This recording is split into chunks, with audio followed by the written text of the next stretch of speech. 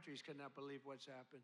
They're studying us. This week, the ethanol industry got a boost from President Trump when he was deep in the heart of corn country. In the campaign, I promised to support E15 all year round. I want to be there in person to tell them, the people of Iowa, to know that I am trusting Speaker Mike Johnson, who's great, and Leader John Thune, who's great, that's House and Senate, to find a deal that works. We've got it. For farmers, consumers, and refiners, including small and mid-sized refiners. In other words, to get E15 approved, and they're working on it. They're very close to getting it done. So I just want to let you know that. It was the latest attempt in the effort to get approval for year-round use of E15 in the nation's gasoline supply. Marketed as unleaded 88, the fuel is a combination of 85% gasoline and 15% ethanol. EPA rules effectively block the higher blending rate in most states during the summer months.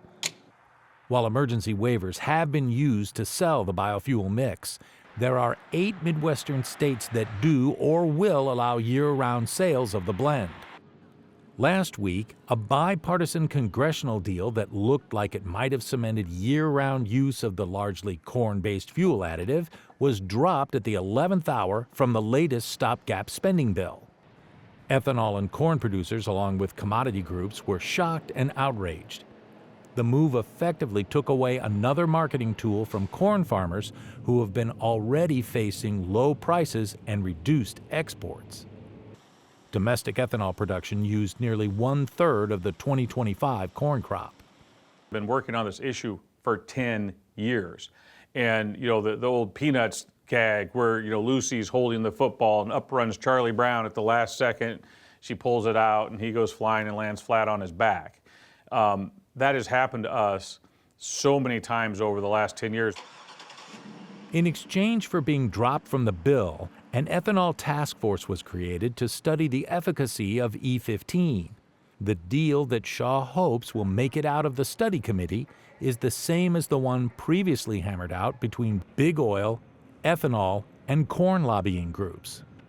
The agreement gives a year-round waiver to E15 in exchange for changes to the small refinery blending exemption, commonly referred to as an SRE.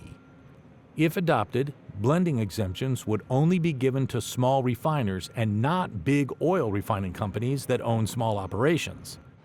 Also, there would be no passing of the blending obligations on to other oil producers. There are some in the oil industry that are like, well, if we allow year-round E15, we're going to lose 5% of the tank. So they're not idiots. This has just been a power play by some in the oil industry to protect their market. The study committee has until the end of February to produce a report on whether or not to proceed with a waiver for E15 and a change to the SRE language. For Market to Market, I'm David Miller.